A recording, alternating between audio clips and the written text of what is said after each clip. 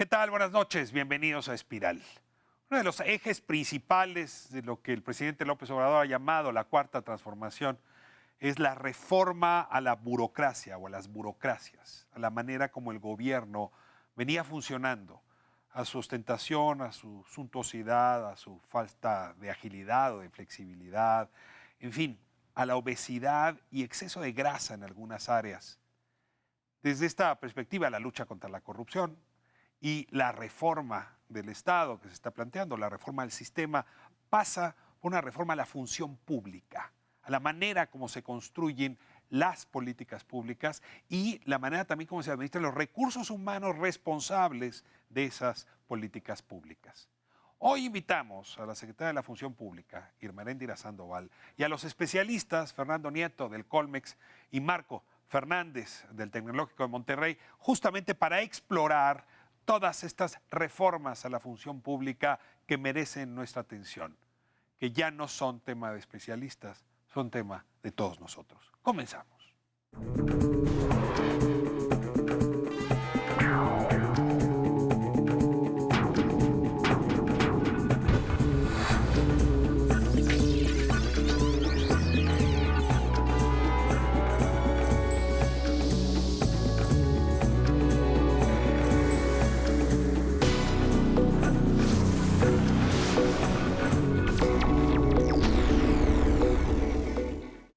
Lo prometido, esta noche tenemos a la secretaria de la Función Pública, Irma Heréndira Sandoval. Me da mucho gusto tenerla aquí, secretaria. Muchas gracias, Ricardo. Siempre un gusto estar con ustedes. Tiene, yo creo que el mandato, según las urnas, el más importante de este gobierno. Por muchas razones ganó el presidente López Obrador la elección del pasado mes de julio, pero hay una principal, según todas las encuestas, la lucha contra la corrupción. Y usted encabeza la secretaría que tiene este mandato. Primero, una pregunta personal. ¿Se puede sobrevivir con ese mandato? ¿O cómo se vive con ese mandato? Es muy honroso, efectivamente, estar al frente como titular del ramo de una de las secretarías más útiles para el presidente Andrés Manuel López Obrador, que es el presidente verdaderamente con convicción de combatir la corrupción.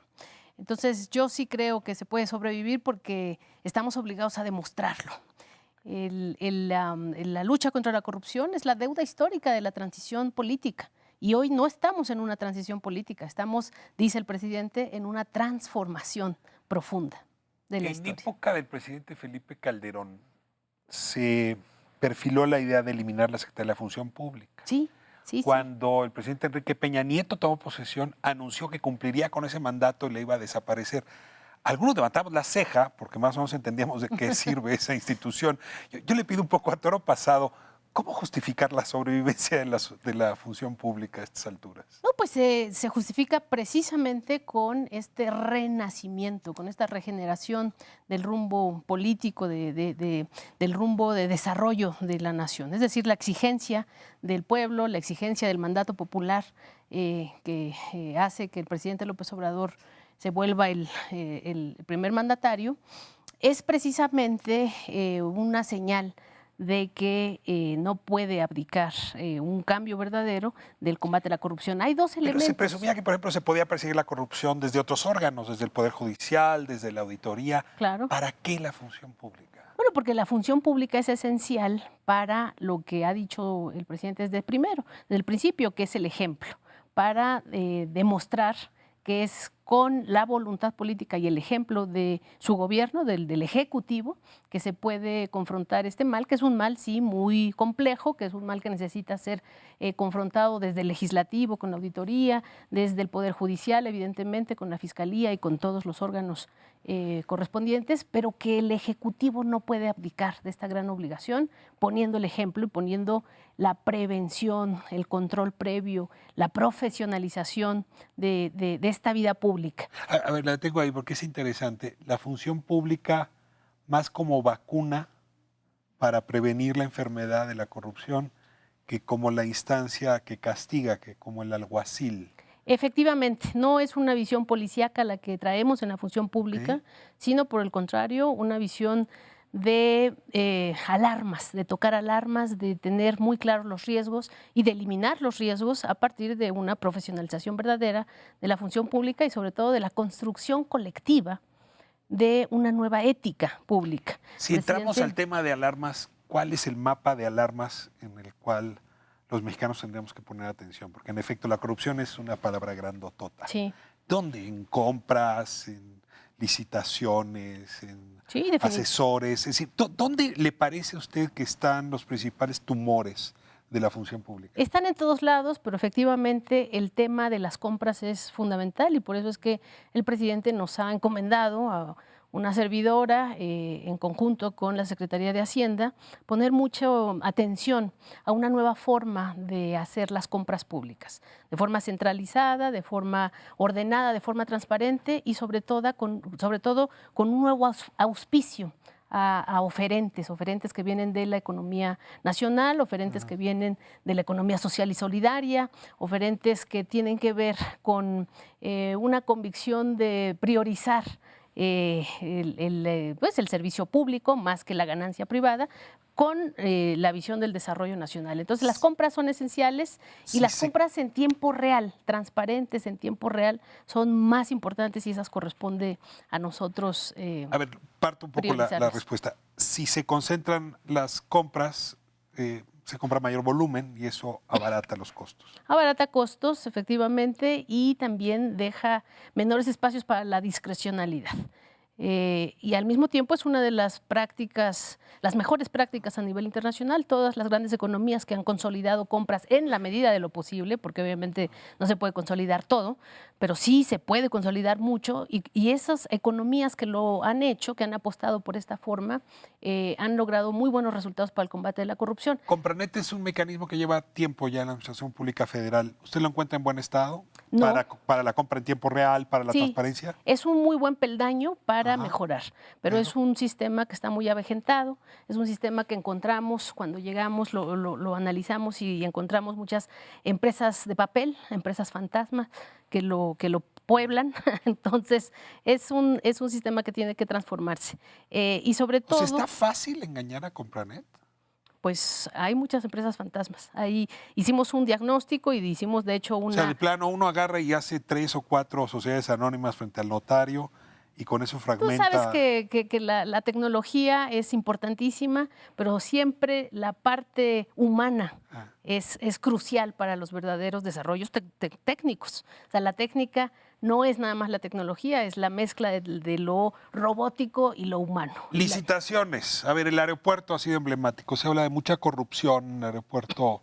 En el proceso cancelado, sí. En el cancelado, sí. En el proceso cancelado, de hecho, tenemos en la función pública ya radicadas investigaciones que vamos a llevar hasta las últimas consecuencias. Y el tema del tren a Querétaro fue emblemático, las corrupciones que ligaron con la Casa Blanca. Es decir, los que vamos viendo estos fenómenos, sí nos sorprende que haya tanto conflicto de interés. Así es.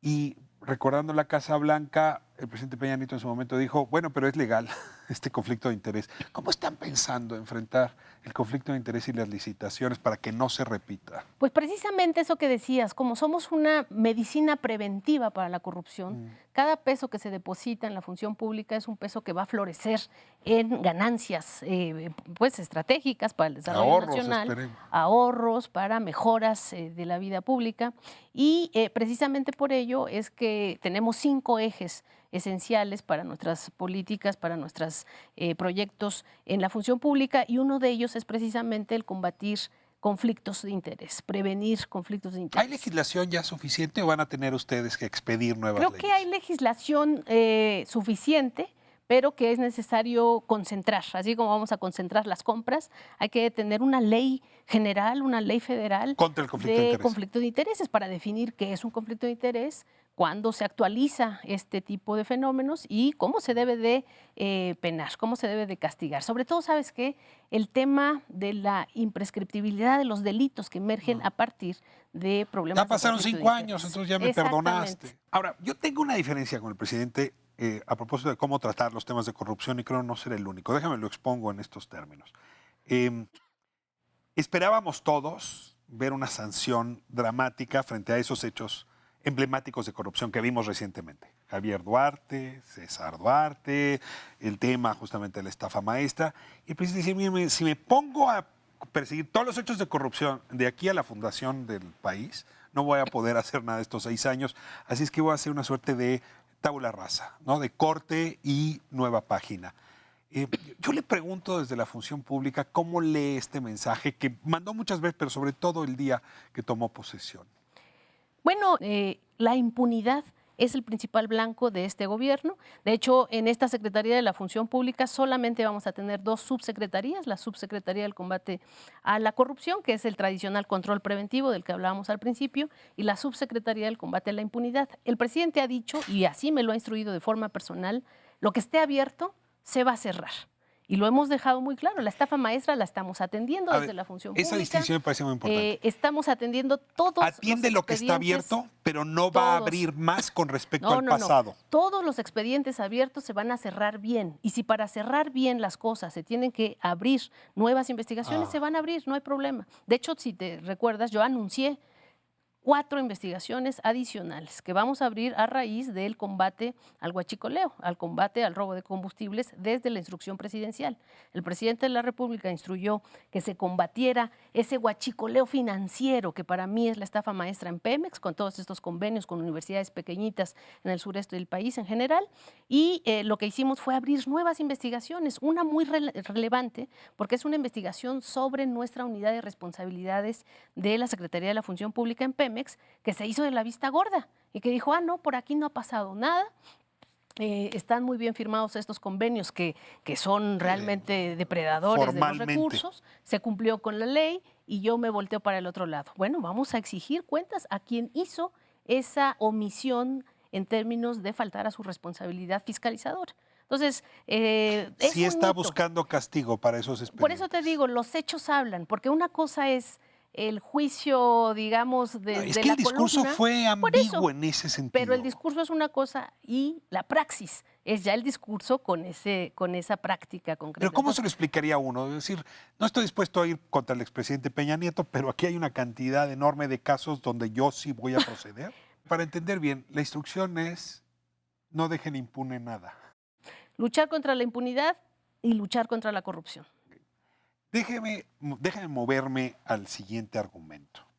Este es un país que se regodea en la ostentación, ¿no? Una ostentación suntuosa. La parafernalia del poder. Sí, los ritos, ¿no? Parece los Medici, ¿no? En el Renacimiento. Muchos guaruras, muchos coches, ¿no? Altos sueldos. Y normalmente esa ostentación se pagaba con el tesoro público. Estaba muy ligado. Siempre, ¿no? Siempre. Entra, en efecto, con la idea de nuevo régimen, marcando como nuevos lineamientos en materia de austeridad. No podemos aquí revisar los 50 puntos y luego todos los lineamientos, pero sí me gustaría que, digamos, un poco desvistiera la filosofía detrás de estas medidas que algunos han visto como muy exageradas, ¿no? Quitemos los seguros privados, bajemos los sueldos, que no se gaste de más en papel impreso. Es decir, hay realmente volumen en las propuestas. A ver, yo le pediría unas palabras alrededor de la política de austeridad. La política de austeridad o la austeridad que diría el presidente con adjetivos, es decir, la austeridad republicana, porque no es una austeridad neoliberal que quiera... ¿Cuál es la diferencia? Eso es bueno, la austeridad neoliberal lo que quiere es destruir al Estado. La austeridad republicana lo que quiere es que el Estado renazca. Y el Estado renazca como ese crisol donde están los intereses de todos para el servicio de las mayorías. Entonces, la austeridad republicana, que no es la austeridad a la cual se nos acostumbró por obra y gracia de la imposición de los gobiernos anteriores en cortes a los salarios, en cortes a la educación, en cortes a la salud, es una austeridad republicana que le va a cortar precisamente a esa ostentación a la grasa del poder, a esa ostentación. Cuando habla de austeridad neoliberal, le voy a decir dónde me preocupa a mí. Cuando veo que no hay suficientes enfermeras por camas o por enfermos en este país, cuando veo que no hay suficientes custodios, que no había suficientes policías, es decir, es la típica austeridad neoliberal. No hay nada más neoliberal que eso, que cortar ahí donde había necesidad de músculo. Efectivamente, eso no se está dando en este gobierno. Al contrario, esas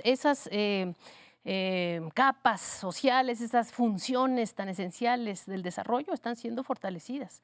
La indicación para el secretario de Hacienda, para la subsecretaria de Egresos, para el oficial mayor, siempre fue fortalezcan los salarios bajos, fortalezcan las plazas más operativas, fortalezcan las funciones esenciales del Estado y quiten toda esa burocracia ostentosa, cara e inútil que está arriba. A ver, uno mete tijera en cualquier caso y de pronto se puede equivocar a la hora de cortar. Y déjeme entrar al siguiente tema en esta dirección.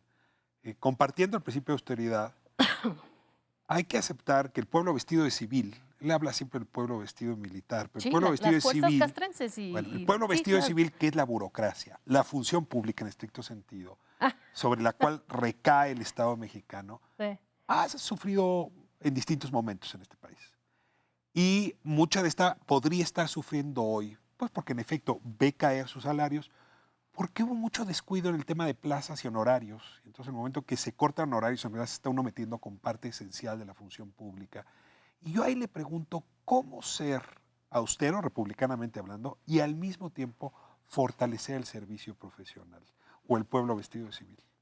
Mira, la burocracia, el pueblo vestido de civil, me encanta esa figura que construyes, es de las labores más generosas y de entrega que ha tenido el Estado. Muy denostada, ¿no? En nuestra Muy cultura. Todo el denostada, mundo ve burócrata y uno sí, dice, y le da la vuelta, ¿no? sí. Sí, no, no, no, son de la gente más entregada, más, con más mística para lo que está buscando el presidente Andrés Manuel y su gobierno, que es la entrega a lo público, la entrega al Estado. Y realmente la corrupción fuerte, la de cuello blanco, la perfumada, estaba muy arriba, que es contra quien se va, digamos, este tipo de recortes. Los recortes de los altos salarios, los recortes de las altas burocracias, los recortes de esa colusión de intereses privados muy poderosos con pues, sectores también de decisión en el ámbito público, es decir, los contratos, las entregas de los seguros, de los gastos médicos mayores, de las primas de riesgo que te venden, o sea, productos financieros que se vendían al por mayor como espejitos al anterior régimen y que hoy están simplemente, pues, ahora, con todo, viendo un hay fin. media burocracia o funcionarios medios que en el SAT, que en el seguro, que en distintas áreas han estado resintiendo ese recorte y que no eran salarios muy altos, más bien tenían puestos precarios, muchos de ellos contratados por honorarios o incluso por puestos de confianza, insisto, por falta de una reforma de gobierno previa, que hoy están pagando. ¿Cómo están atendiendo todas estas quejas? ¿Cómo construirles una carrera a estos funcionarios que son indispensables? Mira, el presidente tiene una visión, es un estadista en todo el sentido de la palabra, es un estadista, tiene una visión de desarrollo nacional que aparte de la anticorrupción, tiene como otro eje nodal la justicia social. Y entonces está viendo en esta cuestión, por ejemplo, de la eliminación de los 30, 40 delegados que se llegaron a presentar en un estado de la República, está viendo en esta redefinición sí, la organigrama de las delegaciones, muchas posibilidades para que los funcionarios que tengan convicción y voluntad de reintegrarse a la función pública puedan estar sirviendo ¿Están pensando en esta reincorporar a muchos de redefinición. los que han perdido ahora su empleo? Absolutamente. Nosotros estamos, de hecho, una de las directrices de Hacienda es que quien firma sus renuncias tiene toda la posibilidad para efectivamente ser recontratados en X o Y lugar. Entonces, tampoco es tan cierto esto de que están quedando fuera de la función pública. Quedan fuera quizás de su tradicional rol en alguna dependencia, pero se han integrado. Pero a ver, Yo diría en un aceptemos, alto porcentaje se han integrado en el mismo ramo, me atrevería aceptemos a como decir diagnóstico inclusive. que este es un país que no ha logrado construir un servicio profesional. Eso sí. Sí, cuando hablamos otra vez de del pueblo vestido de militar, ahí hay una carrera, ¿no? En el servicio exterior hay una carrera. Sí, Yo me permito decir, en algunas de las áreas financieras, el Banco de México, algunos bancos tienen una carrera diseñada. sí, Es increíble que un país como el nuestro, sí. es una economía mediana, atendiendo a grande, tenga un Estado que no se ha preocupado por hacerles una carrera a los funcionarios. Y esa pelota, yo la he visto desde hace mucho, navegar entre Hacienda y Función Pública. Yo quiero preguntarle si usted la va a tomar No, yo la y si el asumo. presidente le dio una instrucción de que profesionalizara por esta La vía. asumo con gran gusto y de hecho es otro de los ejes rectores de mi propio proyecto como titular de ramo en la Secretaría de la Función Pública, un verdadero relanzamiento de este servicio civil de carrera, de la profesionalización, con una nueva perspectiva. Yo creo que siempre se nos compara con, digamos, el servicio exterior o el servicio judicial o algunos servicios. Yo creo que son todos los servicios los que necesitan ser revalorados, relanzados, pero con más urgencia, evidentemente, esta que nos compete y nos exige, que es el profesional de carrera. Aquí quiero meter 3 elementos que me van a ayudar a redefinirlo, que es, en primer lugar, un principio de perspectiva de género, porque pues la administración pública ha tenido mucha exclusión en los altos mandos de las mujeres. No, en realidad hay mucho más mujeres, nada más que están en puestos técnicos secretariales. Están en puestos más bajos y no es justo. Hay a pesar que tienen maestrías y... No, sí, y además más estudios que los hombres. Desde la primaria y de secundaria son de las más aplicadas y llegan a la función pública y no tienen los puestos. O sea, van a poner incentivos para la incentivos para una de profesionalización con perspectiva de género. El segundo elemento es, evidentemente... A ver, la detengo aquí. Esto quiere decir más guarderías para las servidoras públicas, hay que apoyar. Mayores prestaciones y capacitación para cuando se reincorporan después de que la eso maternidad. no lo voy a asumir al 100% yo, en términos institucionales, sino con visión de desarrollo nacional. Y por eso es que el presidente López Obrador está dando becas a madres, está desarrollando más guarderías, o sea, es un asunto de proyecto nacional, global. Pero sí, hay que apoyar a las mujeres y hay que apoyarlas en el servicio profesional de carrera a que por sus méritos y por sus desarrollos tengan el lugar que se merecen en el servicio civil profesional y de carrera. El segundo eje es la no discriminación. También no solo por ser mujer, sino por ser muchas otras cosas. Te discriminan el color en la de función piel sigue pública. pesando muchísimo. Entonces te discriminan en este por país, el origen regional. El origen regional. La cigüeña es la gran te voy a decir otra contratista que en este duele país. mucho también el origen de universidad. Y no se vale eso, ¿no? Vienes de universidad pública, no entras a la administración pública. O sea, es un sinsentido. Hay que reivindicar también esa no discriminación en el servicio profesional de carrera en la administración pública. Efectivamente, también la edad pesa mucho, no podemos... Voy a detener con respecto a la edad. Yo estoy muy sorprendido de una medida que yo no sé si ustedes calcularon, pero a la hora de bajar los sueldos, tan sustantivamente, lo que hicieron fue que una generación más joven se animara a dar el paso y tomar los cargos. Han rejuvenecido mucho la burocracia con los nuevos que están entrando, porque en efecto son muy bajos. Sí. Pero si tienes 30 años, es muy alto para ti. Si tienes a lo mejor más años, tienes que estar pagando educación de hijos, te cuesta más trabajo. Y se ve una renovación generacional. ¿Lo pensaron? ¿O esto? Sí, se han dado fenómenos muy bonitos, porque al mismo tiempo que estamos rejuveneciendo ciertas áreas por este fenómeno que señalas, estamos también reivindicando edades avanzadas que estaban en el olvido. Y que precisamente porque pues los jóvenes con más ganas y hambre de buenos salarios desprecian las nuevas posiciones que estamos ahora ofreciendo con un salario más mermado, ¿no? Un ingreso, son los señores incluso jubilados, ¿no? Esto se da, por ejemplo, en el caso de las empresas productivas del Estado, que dicen, claro que sé, claro que tengo la experiencia, claro que tengo amor a este momento y le entro. Y además yo ya mandé a mis hijos a la escuela, entonces con este salario hago la... Ahora, me veo obligado a preguntarle, ¿hay talento del Estado pues que decidió irse porque no le alcanzaba con el nuevo tabulador? Y se dice que en Pemex y en otras áreas clave perdimos ese talento. ¿Se arrepiente de eso? ¿De haber bajado los salarios y haber perdido ese talento? ¿O pasemos la página y es irrelevante? No, yo creo que no hay datos que sustenten esa tesis. No hay datos, al contrario, yo creo que generalmente es el Estado, y más este Estado que era incluso derrochador de recursos, el que era más atractivo para los talentos. Y que va a seguir siéndolo, porque el mercado en general no ha dado muy buenos incentivos en términos de seguridad social o de compensaciones en el retiro. Entonces, yo creo que no es tan... que no es cierto que la gente se está yendo. Que la gente se va por esta falta de incentivos. Además, ahora, repito, hay un incentivo adicional que son incentivos morales. Pero le voy a poner un ejemplo. Comisión Nacional Bancaria de Valores. Sí. Ese es un funcionario que en efecto muy rápido puede ser recontratado por cualquiera de los bancos. Y ese mismo cargo en uno de los bancos es 3 veces más salario. Entonces uno decía, bueno, pues si el alguacil de los bancos necesita ganar como el funcionario del banco, si le bajamos el salario puede verse afectada la capacidad de la Comisión Nacional Bancaria, que por cierto además la pagan las comisiones de los propios bancos. Le dejo ese ejemplo como como caso? Pues mira, puntual? yo creo que el sector financiero es uno de los ejemplos más claros del rentismo del Estado.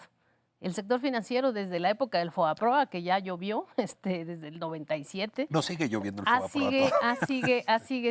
ha sido uno de las áreas que más rentas han sacado de los recursos públicos. Entonces, efectivamente, el sector financiero sí ha tenido, digamos, un estatus de O sea, si mayores. entiendo bien, está bien que se vayan.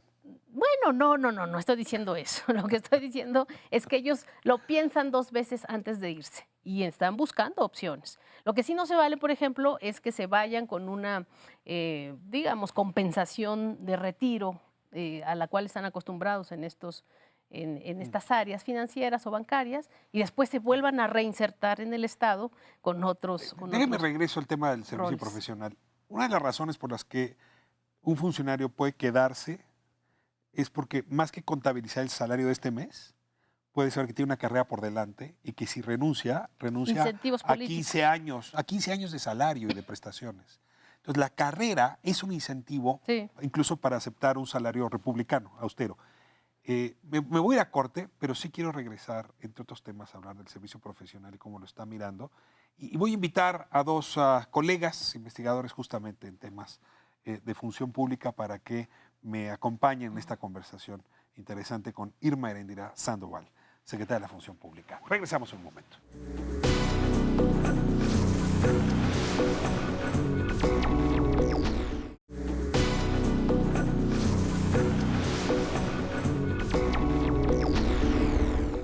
Estamos hablando de las reformas a la función pública, al gobierno, a sus políticas, a la gente que lo compone. Les agradezco la presencia en esta conversación.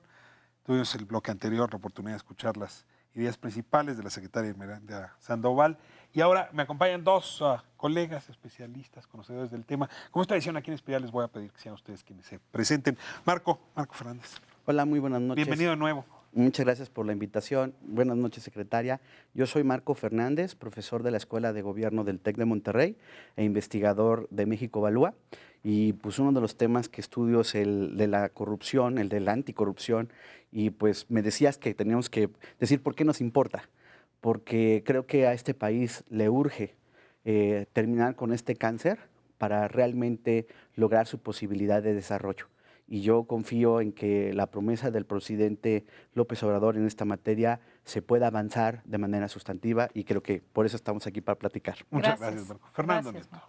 Marco. Pues hola Ricardo, muchas gracias por la invitación. Yo soy Fernando Nieto, soy profesor del Colegio de México y yo estudio burocracias. Yo estudio cómo son las burocracias, por qué funcionan, por qué no funcionan y qué podemos hacer cuando no funcionan. Y me interesa este tema en particular porque yo sí creo que desde la óptica de un gobierno que le apuesta al Estado como solución a los problemas públicos, creo que es también apostar a la burocracia pública. Entonces, por eso me interesa mucho este tema. Muy bien, pues no requiere presentación, secretaria. No, lo que quiero es agradecer que podremos charlar con Marcos y Fernando, con quien he coincidido en otros momentos, lo saben bien, en debates más académicos, y entonces estoy muy agradecida. Sí, hay que decir que Hermenéndira la sacamos de la academia. Sí. ¿Cuántos años fueron como académica?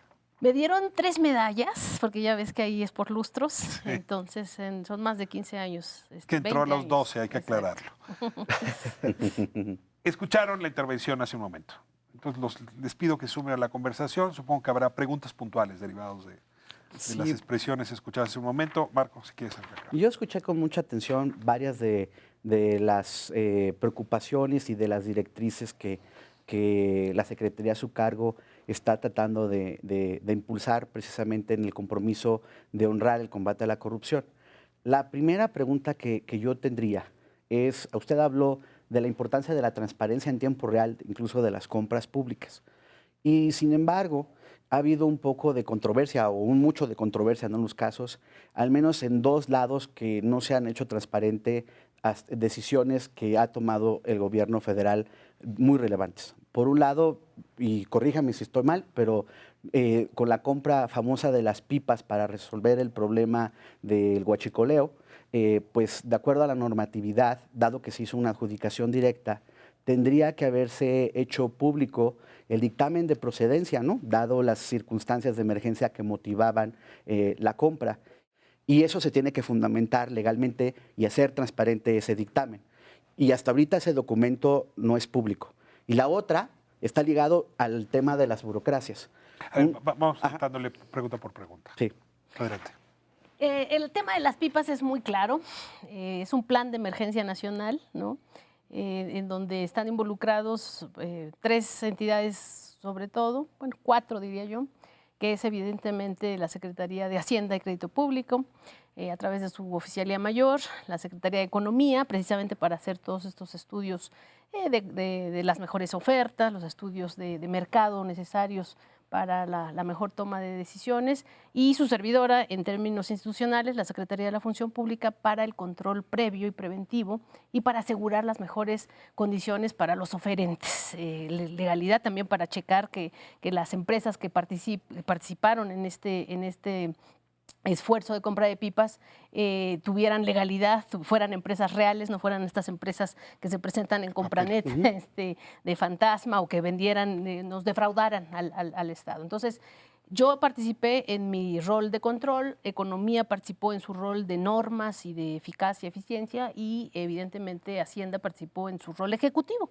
¿Comunicaciones no participó? Eso fue después, y quien realmente hizo la operación en términos de la evaluación técnica fue Pemex, ¿no? Nuestra empresa productiva del Estado, en términos de verificar que las pipas que estábamos adquiriendo, que estábamos tratando de poner a disposición del presidente, fueran pipas técnicamente válidas. ¿El dictamen de procedencia quién lo tuvo que haber emitido, Marco? El dictamen de procedencia lo hizo Pemex. El dictamen técnico de procedencia lo hizo, sí, miembros de Pero de ya esta se empresa. hizo, ya Claro. se entregó. No, esa es lo que estoy tratando de explicar. Esto es una cuestión excepcional, ¿no? Dada la emergencia en un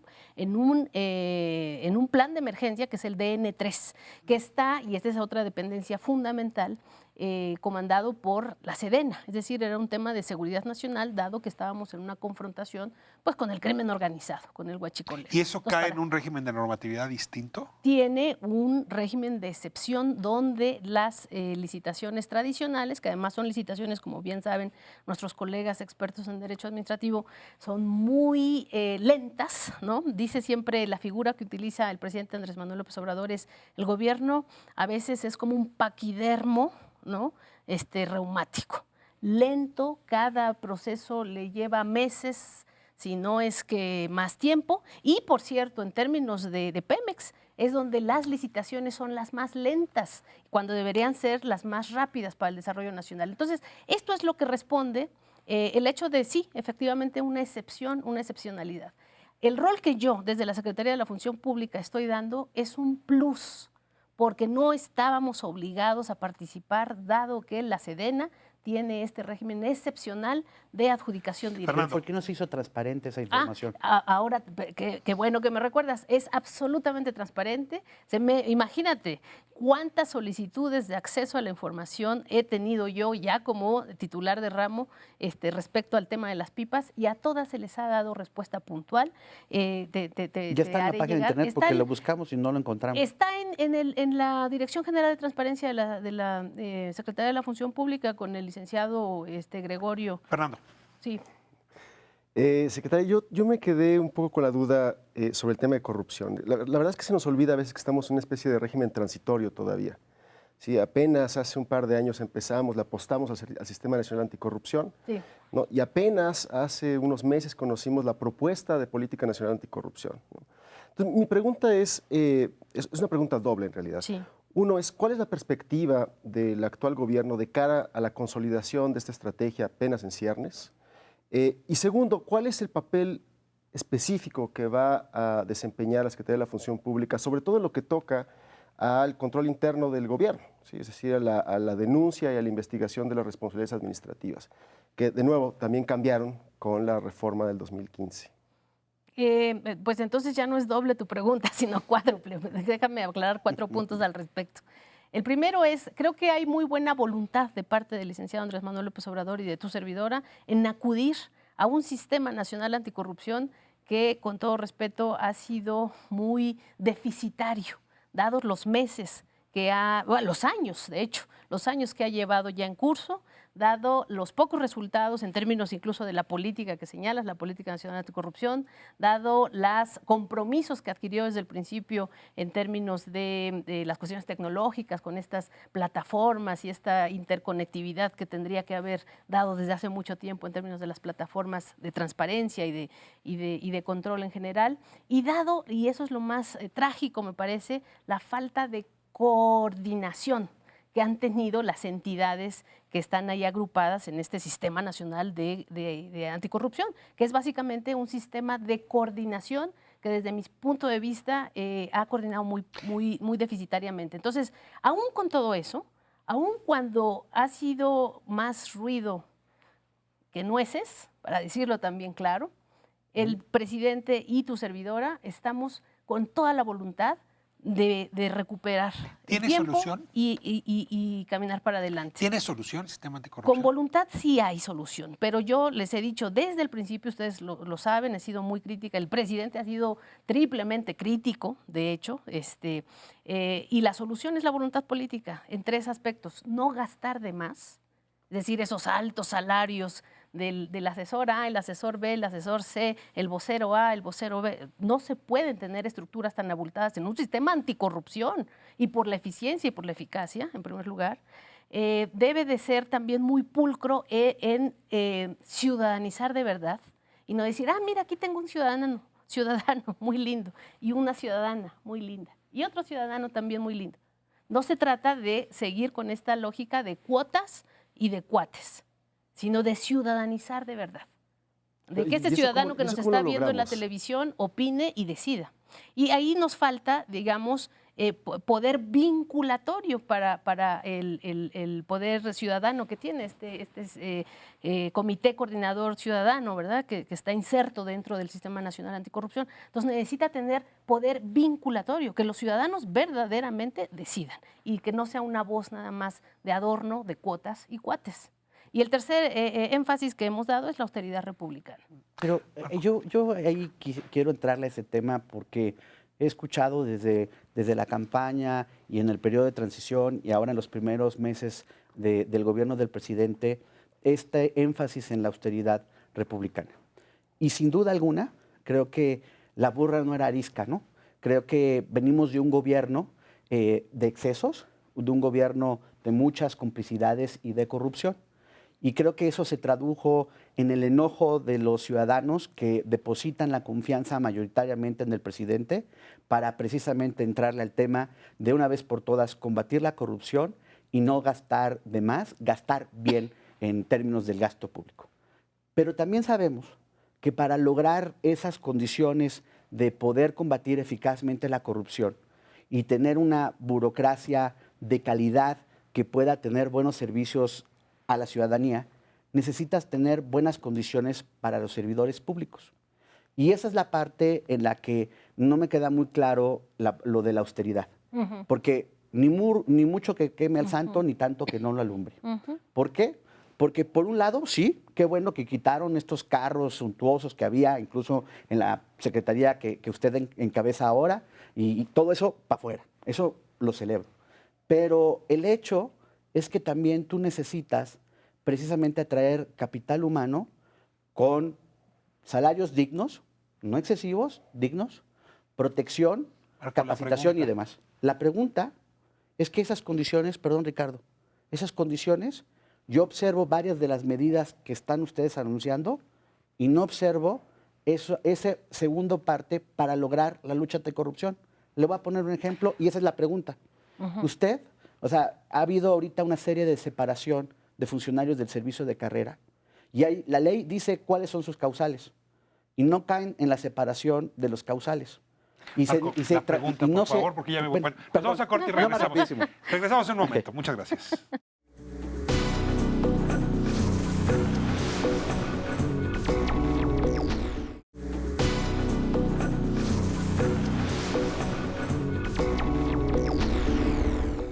Estamos de vuelta en Espiral, hablando de la función pública, último segmento, y Marco nos debe una pregunta. La pregunta muy concreta es, ¿estos despidos cómo se justifican? ¿Por qué se separa gente del servicio civil de carrera y además se anuncia que se va a reservar la información de las indemnizaciones cuando se den el caso. No Secretario. entiendo eso. Está haciendo todo con pulcritud.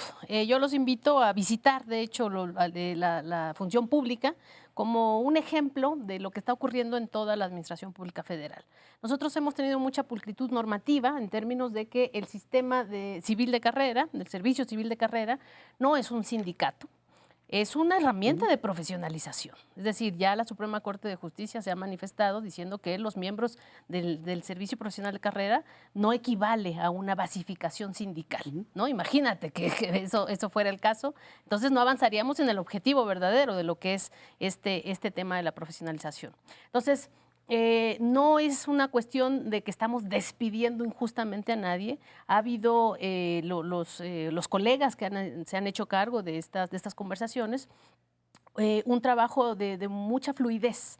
Y la mayor parte de las personas se han ido de forma voluntaria, firmando sus renuncias, y te podría asegurar que un gran porcentaje de ellos ya están insertos en otras aristas del gobierno, en otras dependencias, o incluso en la propia función pública, que como sabes ahora crece porque los órganos internos de control se vuelven ya jerárquicamente a nuestra función pública. Pero a lo que voy es, la poca gente, porque son cuotas muy concentradas, que están peleando con normativa cierta liquidación o que quieren salarios caídos o que utilizan más esta idea de que quieren pues demandar al Estado finalmente o al servicio público, al gobierno, también tienen toda la posibilidad de hacerlo. Y no se les ha cerrado esa posibilidad. Incluso ya estamos trabajando en la normativa para las liquidaciones, porque entonces sí tendremos que tener una normativa y que no haya huecos o vacíos sobre los cuales se decidan estos conflictos ya más Pero ¿por qué reservar la información? judiciales. ¿Por qué reservar el oficio que emiten para esas indemnizaciones? No. Dice sí, Uy, aquí dice, mire, aquí está el oficio que hace el titular. Facebook y Twitter. Y aquí está, aquí está el oficio. Y el oficio dice, con el propósito de la clasificación de la información. Y el numeral 17 dice que estas disposiciones de las indemnizaciones va a ser reservado y está firmado el oficio por el titular de la Unidad de Política de Control Presupuestario de Hacienda y el titular de la Unidad de Política de Recursos Humanos. Responde para pasar a Fernando, porque si no, Fernando no va a tener espacio en este programa. A ver. Precisamente son normativas que primero no están tan reservadas porque las tienes tú en la mano y te digo, no, el oficio es el oficio. Me han llegado a mí por WhatsApp hoy N veces, es decir, no podemos caer en eso de que hay opacidad. Todo el mundo tiene acceso a todas las cosas. Y que bueno, y ya las tienes tú ahí. Son normativas, como tú estás viendo, muy claras. No hay lugar a dudas de que se va a hacer los pagos conducentes cuando una autoridad se pronuncie a favor de quien exija estos derechos. Entonces, el asunto es, por eso es la reserva. Esto es una herramienta para tomas de decisiones judiciales incluso. Entonces, pues, la reserva es lógica. Secretaria, yo tengo una duda sobre un tema que se ha tratado muy poco, la verdad, creo yo, y son los trámites, que también les tocan a ustedes, por cierto, la tramitología federal. Y la verdad es que la experiencia burocrática de los mexicanos sigue siendo un infierno en la gran mayoría de los casos. Sí. Y la verdad me sorprende el silencio de la administración frente a este tema, porque claro, la gran mayoría de los mexicanos cuando se enfrenta al Estado es a través de los trámites. ¿Sí? Y estos afectan, por cierto, particularmente a los más pobres, a los grupos más vulnerables.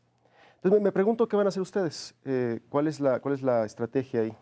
La desregulación administrativa va en serio y de hecho desde los más altos niveles del Poder Ejecutivo, es decir, con el presidente López Obrador, está dando pruebas inequívocas de que vamos en contra de la burocratización y de este viacrucis al cual somos sujetos todos los ciudadanos. Dos ejemplos. El primero, vuelvo a poner ejemplo, las pipas. No quiere este paquidermo lento que nos están guachicoleando los recursos energéticos de la nación, es decir, la sangre de las venas del desarrollo, y él se mete a una tramitología que no hace que actuemos. Entonces él va directo a la toma de decisiones a nivel general, esencial, estructural. Y el otro caso son las becas, los recursos, los fertilizantes, los proyectos estratégicos que está haciendo llegar de forma directa a los ciudadanos. Antes, para tener acceso a una beca, para tener acceso a un subsidio que el Estado daba, había una tramitología terrible, ¿no? En general, a través de estas formas de accionar del corporativismo, o peor aún, del clientelismo político. Y el presidente López Obrador y su gobierno estamos comprometidos a que ahora sea una acción, una interacción Estado-sociedad más directa. Entonces, la desregulación administrativa va en serio. Pregunta, Marco, pregunta. Ahí, respecto a ese punto último que mencionó, secretaria, y se lo pregunto en verdad, no en afán de confrontar, sino son dudas que me surgen. Sí, claro. Porque se hace lo de las becas. ¿Quién levantó el censo para los beneficiarios? Se ha hecho público ese censo porque celebro el tratar de evitar los trámites, Sí. pero en aras de la transparencia y de hacer cosas buenas que no parezcan malas, valdría Sí. la pena que le informáramos a la ciudadanía de esto. Sí, absolutamente. Esto está haciéndose en la Secretaría de Bienestar, lo que fue antes Sedesol, y que tuvo tanto conflicto político precisamente por no estar abierta a la transparencia. Y estoy segura que la nueva secretaria, en este caso de la secretaría que emerge, que es la del Bienestar, va a estar totalmente dispuesta a transparentar sus procesos. Los servidores públicos, que de hecho se llaman siervos de la nación, que están levantando el censo casa a casa en todo el país, han entregado cuentas muy claras. El asunto es que no se ha concluido, lamentablemente. De hecho es eso algo que tiene muy molesto al presidente, porque necesitamos concluir ya el censo para actuar. Y solo en 3 estados de la República se han concluido los censos al 100%. Esos tres estados de la República son Chiapas, Oaxaca y mi adorado estado de Guerrero. O sea, los 3 estados más pobres del país, Ya traen los el 3 padrón. estados ya tienen un censo. Y el padrón Y de se va a hecho, volver público. esto es un mensaje directo al señor que decía que eran estados lastres para el desarrollo. ¿Cómo se llamaba? Es uno que está fundando un nuevo partido. Este señor, pero no me acuerdo de su Gabriel nombre. Cuadri. Cuadri, es un mensaje para Cuadri. Fernando. Secretaria, regresando un poco al tema de los recursos humanos y un poco viendo más allá del servicio profesional de carrera, que de hecho estoy de acuerdo con usted, requiere de una reingeniería seria, ¿sí? De cirugía mayor, el servicio profesional.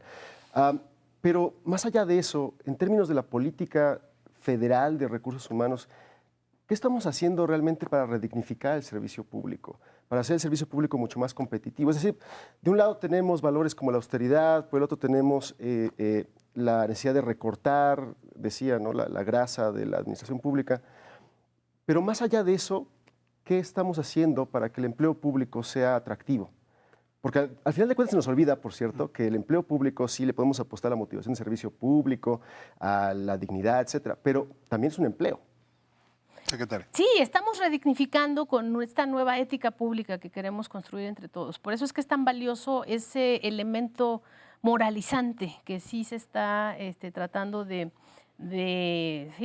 dejar en el centro del debate político. No todo es tecnocracia, no todos son incentivos administrativos, financieros, de cómo me voy a quedar con los mejores ofreciéndoles más, sino también es un asunto de moralización. La verdadera cruzada moral, esa que se nos anunció desde los 80s y que lamentablemente abortó, yo creo, está la prueba, estamos como uno de los países más corruptos a nivel internacional. Entonces no tuvo fertilidad la cruzada moral de la supuesta renovación moral, pero ahora va en serio por la práctica.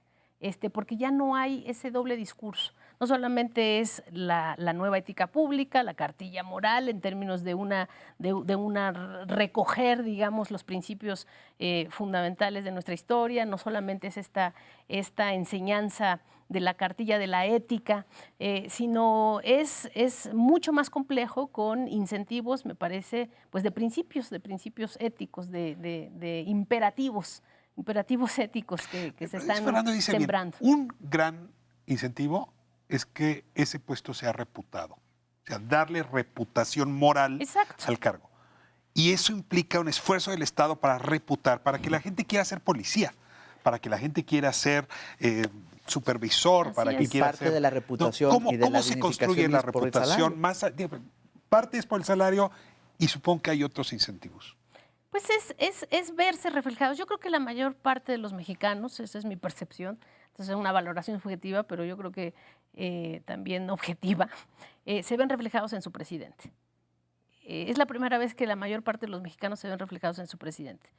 Esa es mi aspiración también como titular de un ramo tan importante como la función pública, que los burócratas, que los funcionarios se vean reflejados Pero permítame en... contradecir, es que este presidente se va en 2024. Necesitamos que la reputación trascienda el 2024. ¿Cómo le hacemos? No, pero por eso, o sea, quieren ser partícipes de un gobierno en donde ellos sí se ven reflejados. Y evidentemente es empezar a sembrar y la cosecha ya vendrá en su momento. Ahorita estamos a 2 meses, repito, estamos en febrero. Pero, Me gusta. perdón, ¿no le estamos apostando demasiado a las personas y a su buena voluntad? Es decir, yo Pero entiendo... entonces, ¿a quién apostarle, mi estimado? También tenemos que apostar a las instituciones, ¿no? Al hecho de que lo que decía Ricardo Rafael, claro, que cuando claro. termine esta administración continúe el esfuerzo, ¿no? Que la profesionalización Que se no venga quede. otro con otra moral y con otra Sí. idea. Exacto.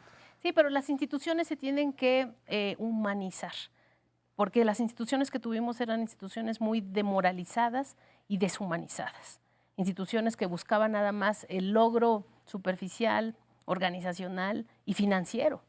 En Pero el una mejor de pregunta los... ahí, me gustó como lo dijo al final de cosechar eventualmente, pero para cosechar hay que invertir. Y lo que me preocupa con la obsesión de la austeridad republicana es que áreas vitales como la suya no se entiendan que es una inversión para el país. Una de las funciones es la fiscalización y a usted le recortaron el 27%. ¿Cómo le vamos a hacer para que cumpla con sus funciones, dado el tamaño de recorte que su secretaría sufrió? Sí, efectivamente es un desafío de primer nivel, yo estoy de acuerdo, hubiéramos querido tener al menos un recorte menos pronunciado, pero también tenemos convicción y estamos tomando el desafío, no solo yo evidentemente, sino todos mis colaboradores de primer nivel. Les fui muy franca desde el primer día de que esto no era una invitación a sumarse a lo tradicional, sino una entrega. Entonces, creo que a la vez que nos cortan y que nos implica eso un desafío mayor, nos fortalece normativamente el hecho de que la Secretaría de la Función Pública se va a ver más robustecida con las nuevas estructuras.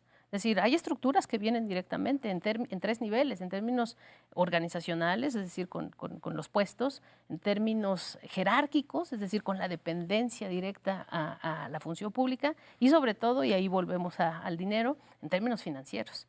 Entonces, creo que no todo está dicho en el presupuesto, también va a haber posibilidades de recursos financieros humanos y sobre todo va a haber mucha posibilidad en términos de liderazgo.